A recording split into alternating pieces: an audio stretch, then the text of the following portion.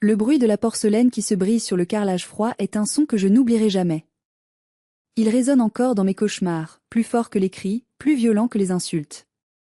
Ce Noël-là, mon père n'a pas seulement cassé une assiette. Il a brisé les dernières illusions que j'avais sur ma famille. Il a regardé ma fille de 9 ans, terrifiée, couverte de sauce, et il a hurlé ces mots qui ont tranché l'air comme un rasoir. On ne nourrit pas les bâtards ici. Tout le monde s'est tu. Ma mère a baissé les yeux. Ma sœur a souri. Il pensait que j'allais pleurer, comme d'habitude. Que je ramasserais les morceaux en m'excusant d'exister. Mais ils avaient tort. Ce soir-là, je n'ai pas versé une seule larme. J'ai simplement ouvert mon sac, sorti un dossier bleu, et prononcé 4 mots qui allaient transformer leur arrogance en ruine totale. Bienvenue sur ma chaîne. Si vous aimez les histoires où le karma frappe fort et où la justice est servie froide, vous êtes au bon endroit. Avant de plonger dans ce drame familial qui se déroule dans la ville d'Angers, dites-moi dans les commentaires d'où vous regardez cette vidéo et quelle heure il est chez vous. J'adore savoir que nous sommes connectés à travers le monde. Abonnez-vous et activez la cloche, car ce que je vais vous raconter dépasse l'entendement. Tout a commencé, comme souvent, autour d'une table. Nous étions réunis dans la grande maison familiale de mes parents, une bâtisse bourgeoise en pierre de tuffeau, typique de la région, dont mon père, Raymond, était si fier. C'était le genre de maison qui criait la réussite sociale, avec ses volets parfaitement peints et son jardin manucuré où pas un brin d'herbe ne dépassait. À l'intérieur, l'ambiance était, comme toujours, étouffante. Il y avait mon père, Raymond, 72 ans, ancien chef d'entreprise, un homme qui pensait que l'affection était une faiblesse et que le contrôle était la seule forme d'amour. Ma mère, Odile, 68 ans, une ombre silencieuse qui passait sa vie à polir l'argenterie et à ignorer les vérités dérangeantes. Et bien sûr, Corinne, ma sœur aînée, la princesse, l'enfant doré, celle qui n'avait jamais rien fait de mal de sa vie, même quand elle échouait à tout. Et puis il y avait nous.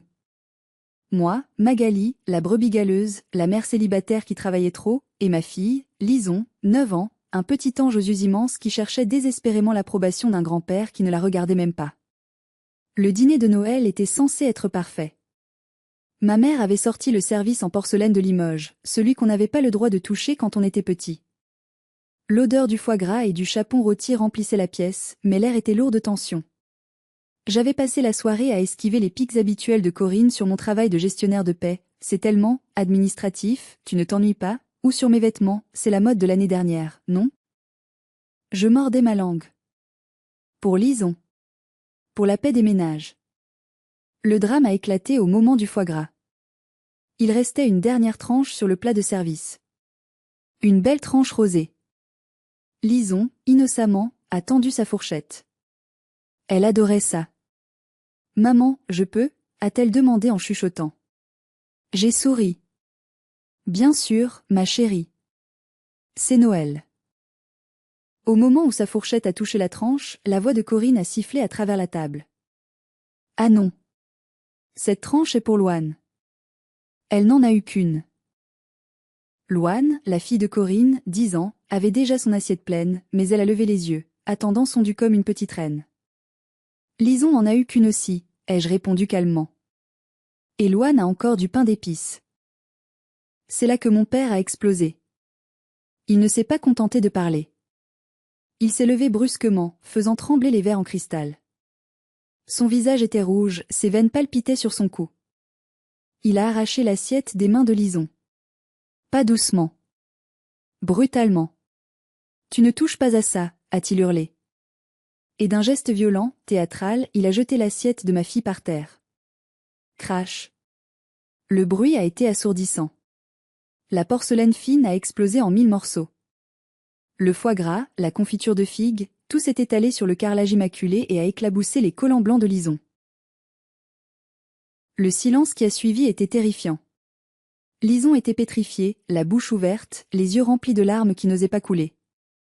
Mon père la pointait du doigt, tremblant de rage. Cette nourriture, c'est pour ma vraie famille. Pour ma vraie petite fille. Pas pour les pièces rapportées. On ne nourrit pas les bâtards ici. Dégage. Bâtard. Le mot a flotté dans l'air, obscène, cruel. J'ai regardé ma mère. Elle fixait le centre de table, ajustant nerveusement une bougie, comme si rien ne s'était passé. J'ai regardé Corinne. Elle avait un petit sourire en coin, satisfaite, caressant les cheveux de sa fille Louane comme pour la protéger de la souillure que nous représentions. Personne n'a bougé pour aider Lison. Personne n'a dit « Raymond, tu vas trop loin ». Dans ce silence, j'ai senti quelque chose mourir en moi. L'espoir.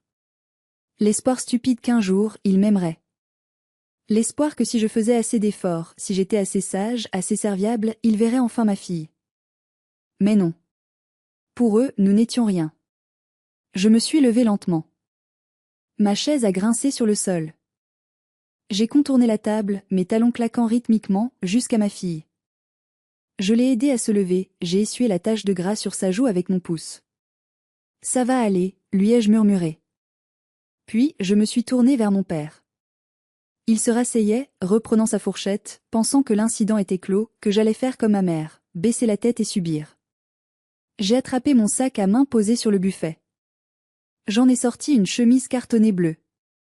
Simple. Sans étiquette. Je suis revenue vers la table et je l'ai posée doucement, juste à côté de son verre de vin. Le contraste entre le dossier bleu et la nappe blanche était saisissant. Mon père a froncé les sourcils. « C'est quoi ça ? Encore une de tes factures que tu ne peux pas payer ?» a-t-il raillé. Je l'ai regardé droit dans les yeux. Pour la première fois de ma vie, je n'avais pas peur de lui. « Vous êtes assigné, ai-je dit. 4 mots. Juste 4. La fourchette de ma mère est tombée. Corinne a arrêté de mâcher. Le visage de mon père est passé du rouge au blanc cireux. Il savait. Au fond de lui, il savait exactement ce qu'il y avait dans ce dossier. Mais il ne savait pas que je savais. Ce qu'il ignorait, c'est que ce moment, cette assiette brisée, n'était que la fin de l'histoire. Le début, lui, était bien plus sombre. Je n'ai pas attendu sa réponse. J'ai pris la main de Lison, serrant ses petits doigts glacés dans les miens, et je l'ai entraîné vers la sortie. Dans le hall d'entrée, alors que j'enfilais mon manteau, j'ai entendu les voix s'élever dans la salle à manger. Des cris confus, le bruit d'une chaise qui tombe. Mais je n'ai pas regardé en arrière. Dehors, la pluie tombait, une pluie fine et glaciale typique de l'hiver en Maine-et-Loire. J'ai installé Lison dans son siège auto. Elle ne pleurait plus, mais son silence m'inquiétait davantage que ses larmes. Elle fixait le vide, ses petites jambes tachées de nourriture pendante. J'ai démarré la voiture, mes mains tremblant tellement que j'ai dû m'y reprendre à 2 fois pour tourner la clé. Alors que nous nous éloignions de la maison illuminée, Lison a finalement parlé. Sa voix était si petite, si fragile qu'elle s'est presque perdue dans le bruit des essuie-glaces. « Maman ? Oui, mon cœur ? Pourquoi papy me déteste ? » J'ai failli piler au milieu de la route. Mon cœur s'est serré comme dans un étau. Comment expliquer à une enfant de 9 ans que la haine de son grand-père n'avait rien à voir avec elle, mais tout à voir avec une obsession maladive et une cruauté sans borne ? Il ne te déteste pas, chérie, ai-je menti, la gorge nouée. Papy est malade. Dans sa tête. C'est parce que je n'ai pas de papa, a-t-elle insisté. C'est pour ça que je suis une bâtarde ? J'ai dû m'arrêter sur le bas-côté. J'ai détaché ma ceinture et je me suis tournée vers elle pour la serrer dans mes bras, ignorant l'inconfort de la position. Écoute-moi bien, Lison. Tu n'es pas une bâtarde. Tu es mon enfant. Tu es désirée, tu es aimée, et tu es la personne la plus importante de ma vie. Ce que papy a dit, ce sont des méchancetés d'adulte qui a le cœur noir. Ça ne te définit pas, elle a hoché la tête contre mon épaule, mais je sentais son petit corps encore tendu. En reprenant la route, les souvenirs ont commencé à m'assaillir, violents et amers. Ce n'était pas nouveau. Cette différence de traitement, je l'avais subie toute ma vie. J'ai grandi en étant l'ombre de Corinne. Corinne était belle, Corinne était intelligente, même quand ses bulletins scolaires disaient le contraire, Corinne était la fierté. Moi ? J'étais la difficile, l'ingrate. Je me souviens de mes 18 ans.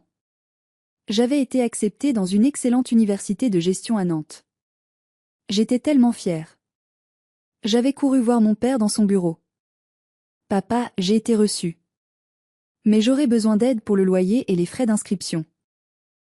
Il n'avait même pas levé les yeux de son journal. On n'a pas d'argent pour ça, Magali. Les affaires sont dures cette année. Tu devras te débrouiller. Travaille. Ça te forgera le caractère. J'avais accepté. J'avais travaillé soir et week-end comme serveuse, ratant des cours, épuisée, pour payer mes études. Je pensais que c'était vrai, que nous n'avions pas d'argent. Mais 2 semaines plus tard, pour les 21 ans de Corinne qui venait de rater son année de droit pour la 2e fois parce qu'elle préférait faire la fête, j'ai vu une voiture neuve dans l'allée. Une petite décapotable rouge avec un gros nœud sur le capot. C'est pour lui remonter le moral, avait dit ma mère avec un sourire coupable quand elle m'avait vu regarder la voiture. Ta sœur est sensible, elle a besoin de soutien. Toi, tu es forte, Magali. Tu n'as besoin de personne. Tu es forte. C'était leur excuse pour tout. C'était le permis qu'ils se donnaient pour me négliger. Parce que j'étais forte, ils pouvaient être cruels. Parce que j'étais forte, Corinne pouvait tout avoir. J'ai avalé cette injustice comme j'en avais avalé 1000 autres. J'ai construit ma vie seule, pierre par pierre. Je suis devenue gestionnaire de paix, j'ai élevé Lison seule après le départ de son père avant même sa naissance. Je n'ai jamais rien demandé. Jusqu'à il y a 3 semaines. Jusqu'à ce soir fatidique où j'ai accepté de rendre service à Corinne, une fois de trop. C'est là que j'ai découvert que « nous n'avons pas d'argent » était le plus gros mensonge de notre histoire familiale. Revenons 3 semaines en arrière. C'était un samedi soir. Corinne m'avait appelé, paniquée. Magali, tu dois venir. J'ai une soirée gala pour l'agence immobilière, c'est crucial pour ma carrière, et la babysitter m'a lâché. Je t'en supplie, viens garder Loane. J'avais prévu une soirée tranquille avec Lison, mais comme toujours, j'ai dit oui. L'habitude de servir, l'habitude d'espérer un « merci » qui ne vient jamais. Je suis arrivée chez Corinne. Sa maison était magnifique, décorée par un professionnel, avec une piscine chauffée dans le jardin. Elle est partie dans un nuage de parfums coûteux, me laissant avec Loane et une liste d'exigences longues comme le bras.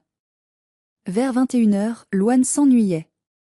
Tata, je peux regarder un film sur l'ordinateur de maman? La télé du salon ne capte pas Netflix. D'accord, mais juste un dessin animé, ai-je dit. Elle a couru chercher le MacBook Pro de sa mère. Elle l'a ouvert sur la table basse du salon. Oh non, il y a un mot de passe, a-t-elle boudé. Tu ne le connais pas? Si, maman met toujours la même chose. C'est la date de naissance de mamie. Elle a tapé les chiffres. L'écran s'est déverrouillé. Mais avant qu'elle ne puisse cliquer sur l'icône de Netflix, une notification d'email est apparue en haut à droite de l'écran. Un objet a attiré mon œil.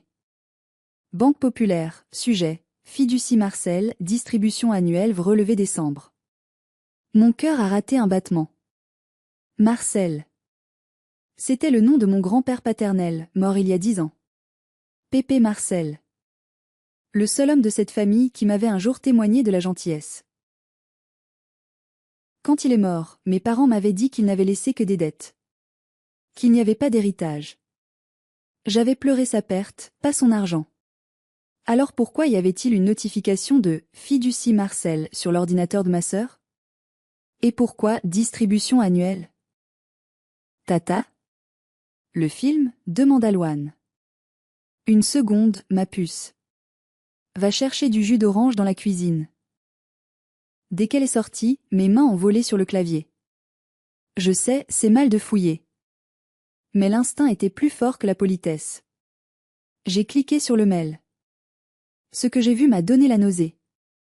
C'était un relevé bancaire détaillé d'une fiducie, un trust, créé par mon grand-père. Le capital initial? Près de 400 000 €. Les bénéficiaires listés? Corinne V et Magali V. Moi.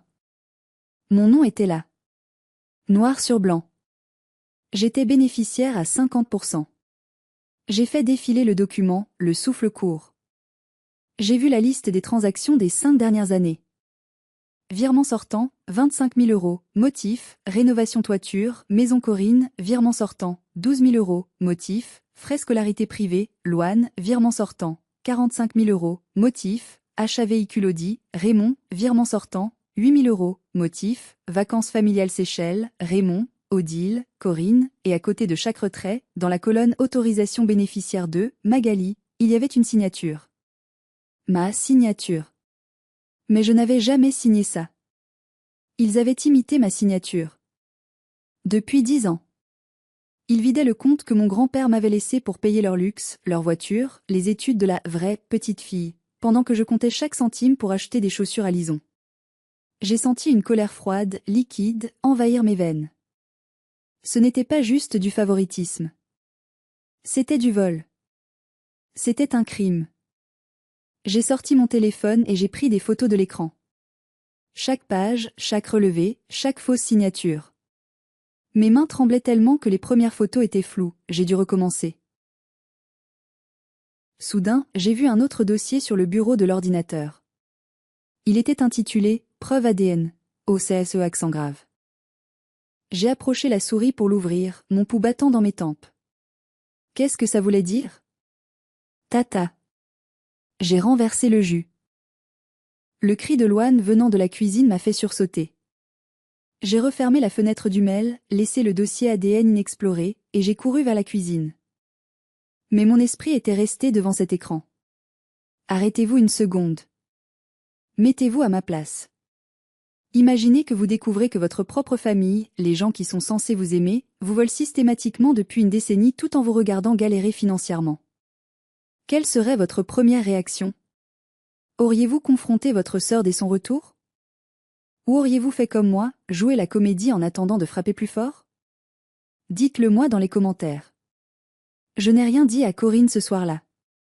Je suis rentrée chez moi, j'ai serré Lison dans mes bras, et le lendemain matin, j'ai appelé un avocat. Mais je n'étais pas encore prête à appuyer sur le bouton nucléaire. Il me fallait un dernier signe. Et ce signe est arrivé de la pire des manières. Lundi matin, 9 h. J'étais assise dans le bureau de maître Soraya Ben Ali. C'était une femme impressionnante, le genre d'avocate qui ne sourit pas pour être polie, mais qui gagne. Je lui ai montré les photos. Elle a ajusté ses lunettes, a fait défiler les images sur mon téléphone, et son visage s'est durci. Madame, c'est très clair. C'est de l'abus de confiance, du faux et usage de faux, et du détournement de fonds. Votre père est le gestionnaire du trust, n'est-ce pas? Oui. Il a utilisé sa position pour siphonner votre part. Les signatures sont grossières, mais suffisantes pour la banque tant que personne ne conteste. Il risque la prison, vous savez? La prison. Le mot a résonné étrangement. C'étaient mes parents. Malgré tout, une petite partie de moi, cette partie conditionnée depuis l'enfance, hésitait encore. Je ne veux pas les mettre en prison, maître. Je veux juste ce qui revient à ma fille. Peut-être qu'on peut régler ça à l'amiable? Soraya m'a regardé avec pitié. Les gens qui volent leur propre enfant pendant 10 ans ne règlent pas les choses à l'amiable, madame. Mais c'est vous qui décidez. J'ai quitté son cabinet avec le dossier de plainte prêt, mais non signé. Je me donnais encore le temps de réfléchir. J'étais faible, je le sais. J'espérais encore une explication. Et puis, l'univers m'a envoyé le signe que j'attendais. 2 jours plus tard, j'ai eu un petit accident de voiture en allant au travail. Rien de grave, juste de la tôle froissée, mais ma voiture était immobilisée et je devais passer au commissariat pour le constat. Il était 16 h. L'école de Lison finissait à 16 h 30. J'ai appelé ma mère. Maman, je suis coincée. Tu peux aller chercher Lison à l'école? S'il te plaît. C'est urgent. Ma mère a soupiré. Oh, Magali. On devait aller voir les décorations de Noël en centre-ville avec Corinne et Loane. Mais bon, d'accord. On passera la prendre. Merci, maman. Vraiment. J'étais soulagée. J'ai fini mes démarches vers 18 h 30. J'ai appelé ma mère pour savoir si Lison avait bien goûté. Pas de réponse. J'ai appelé Corinne. Répondeur. J'ai appelé mon père. Rien. Une angoisse sourde a commencé à monter. J'ai emprunté la voiture d'une collègue et j'ai foncé chez mes parents. Personne. La maison était noire. J'ai conduit jusqu'à l'école. Il était 19 h passées. Il faisait nuit noire, il pleuvait des cordes et le vent glacé soufflait fort. Le portail de l'école était fermé. Mais sous le petit préau, recroquevillé contre la grille, il y avait une petite forme. C'était Lison. Elle était seule. Trempée. Transie de froid. J'ai hurlé son nom en sortant de la voiture. Je me suis précipitée vers elle. Elle tremblait si fort que ses dents claquaient. Sa peau était brûlante. Ils ne sont pas venus, a-t-elle bégayé, les lèvres bleues. La maîtresse a attendu, puis elle a dû partir, elle a dit que quelqu'un arrivait. J'ai emmené Lison aux urgences pédiatriques. Diagnostic, début de pneumonie. Elle a dû être hospitalisée 2 jours sous oxygène. À 20h30, alors que j'étais au chevet de ma fille, tenant sa main brûlante, mon téléphone a vibré. Un SMS de ma mère. Oups. On a complètement oublié avec l'essayage de robe de Louane pour Noël. On a eu un contretemps. J'espère que Lison est rentrée à pied. Elle est grande maintenant, ça lui fera les pieds. Pas une excuse. Pas d'inquiétude. Ils avaient oublié ma fille sous la pluie glaciale parce que la robe de Louane était plus importante. J'ai relu le message. J'ai regardé le masque à oxygène sur le visage de Lison. À cet instant précis, la fille qui voulait régler ça à l'amiable est morte. La femme qui voulait la paix a disparu. J'ai sorti le dossier que maître Ben Ali m'avait préparé. J'ai signé la dernière page. J'ai appuyé si fort que le stylo a traversé le papier. Vous voulez la guerre, ai-je murmuré dans la chambre d'hôpital silencieuse. Vous allez la voir. J'ai décidé d'attendre le dîner de Noël pour leur remettre l'assignation. Je voulais qu'ils soient tous là. Je voulais voir leur visage quand leur monde parfait s'effondrerait. Nous voici de retour au présent, dans la voiture, fuyant ce dîner maudit. Le dossier bleu est resté sur la table, entre la dinde froide et les débris de porcelaine. Les jours qui ont suivi Noël ont été un véritable chaos. Dès le lendemain matin, mon téléphone a commencé à vibrer sans discontinuer. D'abord, Corinne. 17 appels manqués. Puis des messages vocaux. J'en ai écouté un, juste par curiosité morbide. T'es complètement malade. C'est quoi ce délire? Papa a failli faire une attaque. Retire ta plainte tout de suite, espèce de folle. Tu vas détruire la famille pour de l'argent? T'as pas honte? Aucune mention de Lison. Aucune excuse pour l'assiette cassée. Juste la peur de perdre leur confort. Puis ma mère a pris le relais. Elle, c'était plus insidieux. C'était la manipulation émotionnelle pure, ce qu'on appelle le gaslighting. Magali, ma chérie. Papa est désolé, il était juste fatigué. Tu sais comment il est. Ne gâche pas tout. On peut te donner un peu d'argent si tu as des dettes.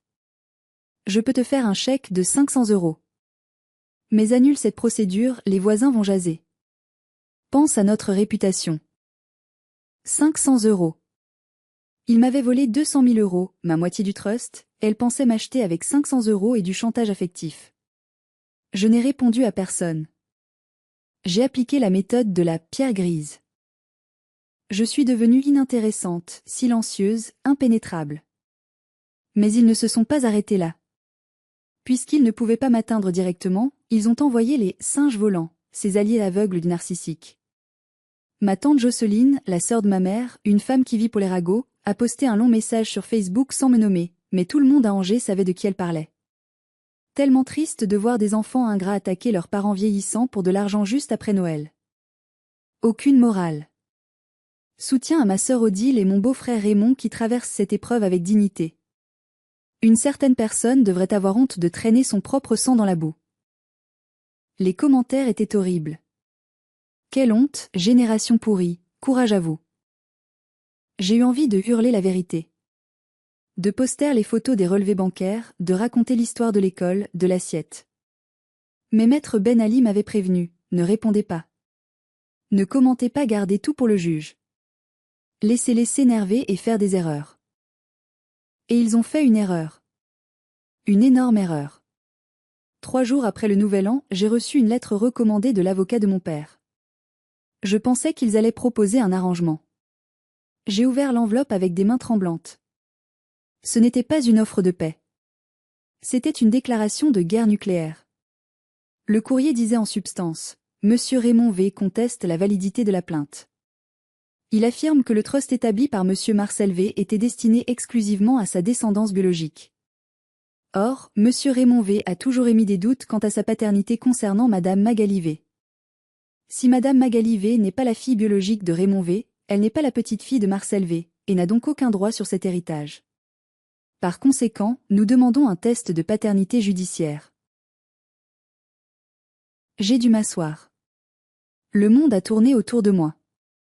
Ils n'essayaient pas seulement de garder l'argent. Ils essayaient d'effacer mon existence.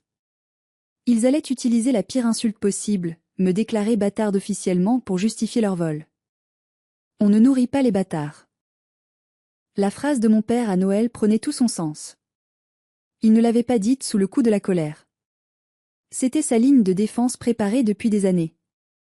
Mais s'il pensait que j'allais reculer par peur de la vérité, il ne me connaissait pas. Il venait de me donner l'arme qui allait les achever. Le lendemain, un paquet est arrivé par coursier. Un kit ADN. Avec un petit mot manuscrit de mon père, oseras-tu ? Si tu n'es pas ma fille, tu me rembourseras chaque centime dépensé pour toi depuis 40 ans. J'ai regardé la boîte posée sur ma table de cuisine comme si c'était une bombe. J'ai appelé ma mère. Elle a décroché à la première sonnerie, preuve qu'elle attendait. C'est vrai ? Ai-je demandé, la voix blanche. Tu m'as eu avec un autre homme ? Il y a eu un long silence. Puis j'ai entendu des reniflements. Magali. C'était une époque compliquée. Ton père et moi, on était en pause. J'ai rencontré quelqu'un. Juste une fois. Et puis tu es arrivé. Ton père a toujours eu un doute. Il a accepté de t'élever, mais il ne t'a jamais vraiment regardé comme la sienne. C'est pour ça qu'il est dur avec toi. Il souffre, tu comprends ? Il souffre, ai-je répété, incrédule. Il m'a traité comme une moins que rien toute ma vie parce qu'il n'était pas sûr ? Et toi, tu n'as jamais rien dit ? Tu m'as laissé grandir en pensant que j'étais le problème ? Je ne voulais pas briser la famille, a-t-elle pleurniché. J'ai raccroché. La lâcheté de cette femme était un abîme sans fond.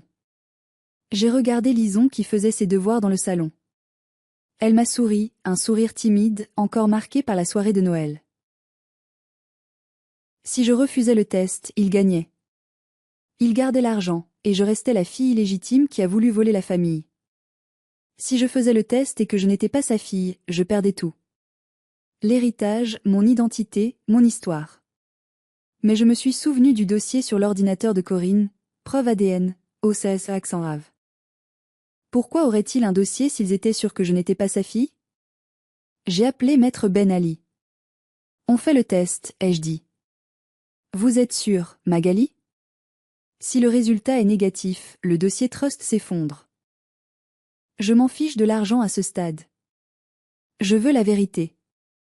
Je veux qu'il ne puisse plus jamais utiliser ce doute contre ma fille. Nous avons procédé au test officiel, mandaté par le tribunal. Les semaines d'attente ont été une torture. Je ne dormais plus. Je perdais mes cheveux. Tout Angers semblait me regarder de travers. Tante Jocelyne continuait sa campagne de dénigrement, bientôt la vérité éclatera sur les imposteurs. Finalement, la convocation est arrivée. Lecture des résultats au cabinet de l'avocat de mon père. C'était un matin gris de février. Je suis entré dans la salle de conférence. Mon père était là, assis en bout de table comme un roi, un sourire suffisant aux lèvres. Ma mère regardait ses mains. Corinne mâchait un chewing-gum, l'air ennuyé, vérifiant son téléphone. Alors, a lancé mon père quand je suis entré. Prête à faire tes valises et à changer de nom ? Je me suis assise sans répondre. Soraya a posé sa main sur mon bras pour me calmer. L'avocat de la partie adverse a ouvert l'enveloppe scellée. Il a sorti le document. Il a ajusté ses lunettes, a lu la conclusion, et son visage a changé. Il a froncé les sourcils, a relu une deuxième fois. Eh bien, a aboyé Raymond. Dites-lui qu'elle n'est rien. L'avocat a toussé, gêné. Il a glissé le papier vers mon père. Monsieur, les résultats indiquent une probabilité de paternité de 99,999%. Le silence a claqué comme un coup de fouet. Raymond a arraché le papier. Il l'a fixé, les yeux exorbités. C'est impossible. C'est truqué, a-t-il postillonné. Odile m'a dit que... Il s'est tourné vers ma mère. Elle pleurait silencieusement.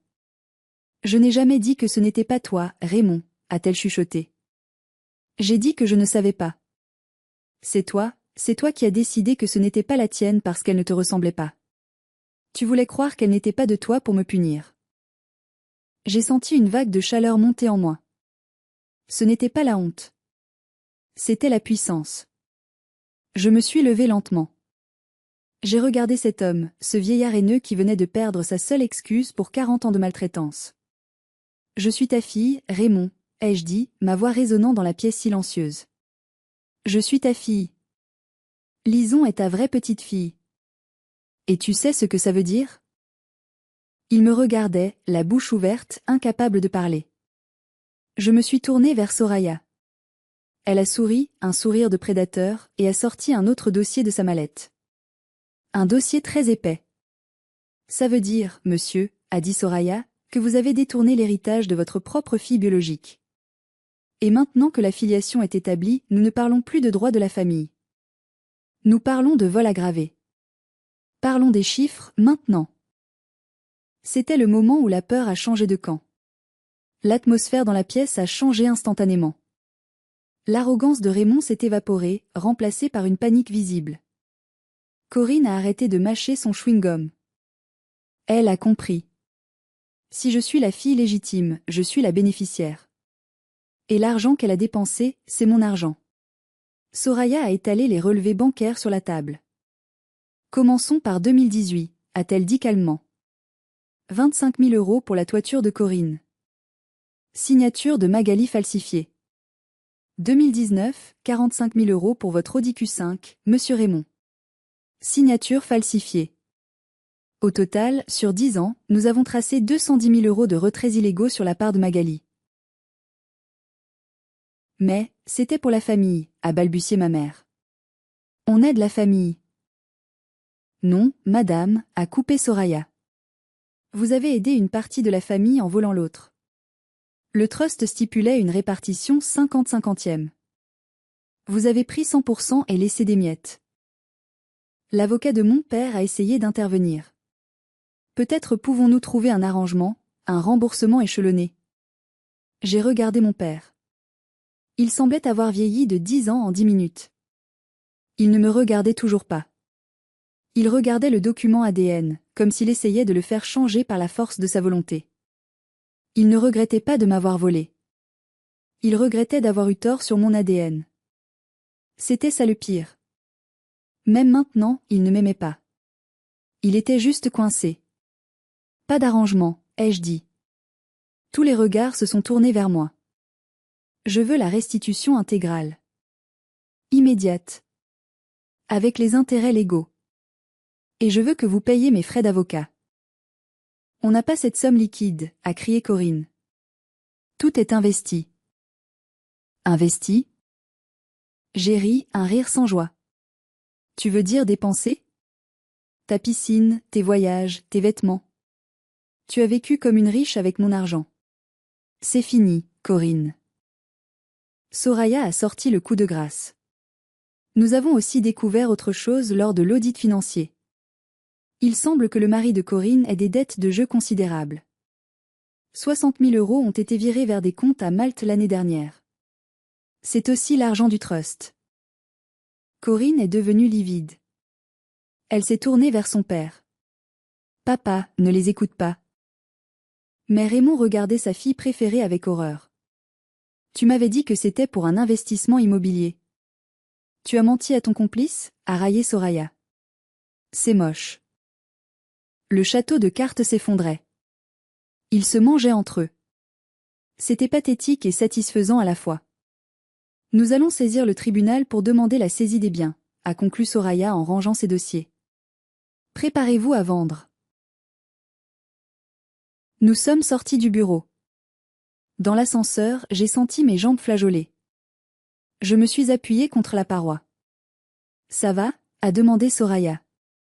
Je ne sais pas, ai-je avoué. Je viens de gagner, mais j'ai l'impression d'avoir perdu mes parents pour toujours. Vous ne les avez pas perdus aujourd'hui, Magali, a dit Soraya doucement. Vous les avez perdus le jour où ils ont choisi l'argent plutôt que vous. Aujourd'hui, vous avez juste récupéré votre dignité. Elle avait raison. Mais la bataille n'était pas finie. Le tribunal a été impitoyable. Le procès a été rapide. Avec le test ADN et les preuves bancaires irréfutables, le juge n'a eu aucune pitié. Le verdict est tombé 3 mois plus tard. Raymond et Odile ont été condamnés à restituer 210 000 € de principal, plus 40 000 € d'intérêts et de pénalités, plus 15 000 € de frais de justice. Total, 265 000 €. Ils n'avaient pas cet argent. Le trust était vide. Les comptes courants étaient à sec à cause du train de vie de Corinne. Il n'y avait qu'une seule solution. La maison. Cette grande maison bourgeoise à Angers. Le symbole de la réussite de Raymond. L'endroit où j'avais grandi mal aimé. L'endroit où Lison avait été humiliée. Le tribunal a ordonné la mise en vente forcée de la propriété pour couvrir les dettes. Le jour où le panneau « À vendre » a été planté devant le portail, tante Jocelyne m'a envoyé un SMS incendiaire. « Tu es contente ? Tu as mis tes parents à la rue. Tu es un monstre. » J'ai bloqué son numéro. La vente a pris du temps, mais la maison a fini par partir. Le produit de la vente a servi à me rembourser intégralement. Le reste a payé les dettes de jeu du mari de Corinne, qui a fini par la quitter quand le robinet à argent s'est fermé, et les frais d'avocat. Il ne restait presque rien à mes parents. Ils ont dû déménager. Ils ont loué un petit appartement 2 pièces dans une banlieue grise, loin du centre-ville chic. Fini le jardinier. Fini les dîners au champagne. Fini l'argenterie. J'ai appris par des connaissances communes que Raymond avait pris un coup de vieux terrible. Il ne sortait plus. Il avait honte. La honte sociale, pour un homme comme lui, était pire que la mort. Corinne ? Dès qu'il n'y a plus eu d'argent à gratter, elle a disparu. Elle rendait visite à ses parents 1 fois par mois, se plaignant que leur appartement sentait le renfermer, et repartait au bout de 20 minutes. La « fille parfaite » n'était là que pour l'or. Une fois l'or disparu, l'amour s'est envolé. C'est là que j'ai compris la plus grande ironie de cette histoire. Ils avaient passé leur vie à investir sur Corinne, la vraie fille, et à me rejeter, la fausse. Mais au moment de la vérité, la vraie fille les a abandonnés, et c'est la fausse qui s'est construite toute seule. J'ai reçu le virement sur mon compte un mardi matin. J'ai regardé les chiffres sur mon écran. Ce n'était pas juste de l'argent. C'était des années de thérapie pour Lison. C'était sa sécurité. C'était la reconnaissance de mon grand-père Marcel, qui, lui, m'avait aimé. J'ai pleuré ce jour-là. Pas de tristesse, mais de soulagement. Le poids de 40 ans d'injustice s'envolait enfin. Mais l'histoire avait encore un dernier rebondissement. Un dernier soubresaut de leur part, une tentative pathétique de revenir dans ma vie. 6 mois après la vente de la maison. C'était l'été.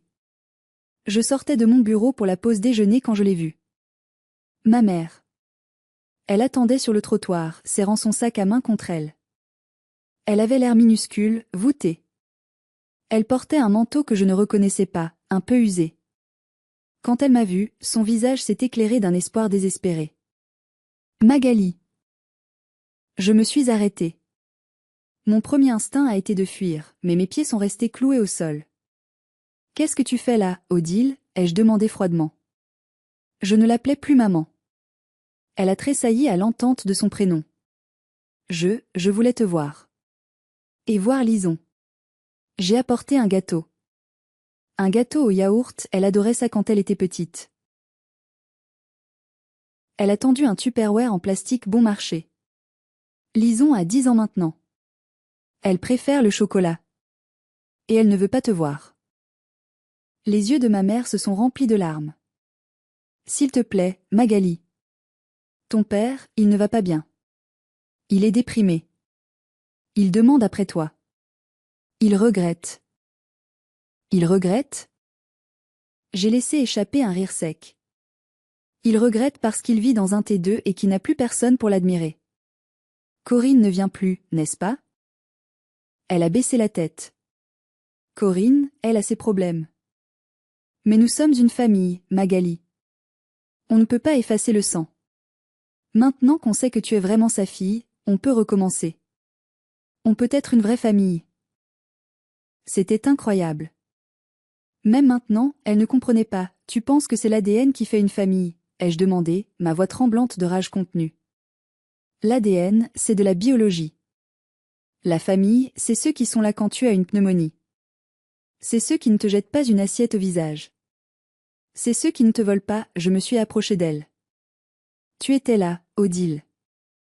Tu étais assise à cette table. Tu l'as vu humilier ma fille. Et tu n'as rien fait. Tu as choisi ton confort plutôt que ta petite fille. Tu es complice. J'avais peur de lui, a-t-elle murmuré. Moi aussi j'avais peur, ai-je répondu. Mais j'ai protégé ma fille. C'est ça, être une mère. Tu as échoué. J'ai reculé. Garde ton gâteau. Et ne reviens jamais ici. Si tu approches de Lison, j'appelle la police pour harcèlement. Je lui ai tourné le dos et je suis partie. Je ne me suis pas retournée. J'ai entendu ses sanglots dans mon dos, mais ils ne m'ont pas touchée. J'avais passé trop d'années à pleurer pour eux. Mes larmes étaient sèches. Ce soir-là, en rentrant, j'ai serré Lison très fort. C'était qui la dame devant ton travail, m'a-t-elle demandé. Une amie m'avait vu discuter. C'était une vieille connaissance, ai-je dit. Quelqu'un que je ne verrai plus. D'accord, a dit Lison, retournant à son dessin. On mange quoi? Ce que tu veux. Sauf du foie gras, ai-je plaisanté. Elle a ri. Un vrai rire, clair et joyeux. Le son de la guérison. Avec l'argent récupéré, je n'ai pas fait de folie. J'ai acheté une petite maison, pas un château bourgeois comme celui de mes parents, mais une maison chaleureuse avec un grand jardin, juste à la sortie d'Angers. Il y a une balançoire pour Lison. Nous avons adopté un chien, un golden retriever qu'elle a appelé Biscuit. Lison va mieux. Elle a vu un psychologue pendant quelques mois pour comprendre pourquoi son grand-père était si méchant. Elle a compris que ce n'était pas sa faute. Elle sait maintenant qu'elle est aimée, qu'elle est précieuse. Noël dernier, nous avons fêté ça chez nous. Il n'y avait pas de porcelaine de Limoges, pas de protocole strict. Nous avons mangé une raclette, assises par terre sur des coussins, en regardant des films de Noël. Nous avons ri jusqu'à en avoir mal au ventre. C'était le meilleur Noël de ma vie. J'ai appris que mon père a fait une attaque cérébrale légère il y a 2 mois. Il est en fauteuil roulant maintenant. Ma mère s'occupe de lui, seule, dans leur petit appartement. Corinne ne vient jamais. Ils récoltent ce qu'ils ont semé, la solitude. Parfois, je ressens une pointe de tristesse pour la petite fille que j'étais, celle qui voulait tellement que son papa la regarde avec fierté. Mais cette petite fille a grandi. Elle est devenue une lionne pour protéger son propre enfant. Je ne leur ai pas pardonné. Le pardon, c'est pour ceux qui se repentent vraiment, pas pour ceux qui regrettent juste d'avoir été attrapés. Mais j'ai trouvé la paix.